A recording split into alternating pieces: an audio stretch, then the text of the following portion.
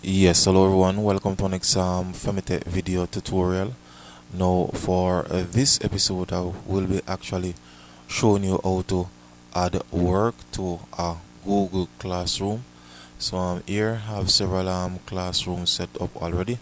So let's go to a particular class.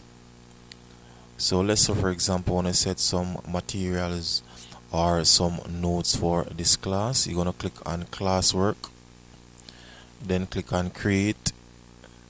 So these are the options, these are the different things that you can create: assignment, quiz, question, material. So I'm going to click on material. So you want to give it a title,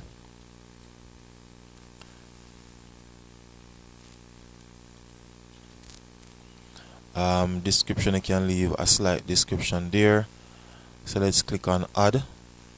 So you can add a link, you can add a file, you can of course give them, direct them to a YouTube channel. So let's click on file, click on upload, browse. So let's search for a file.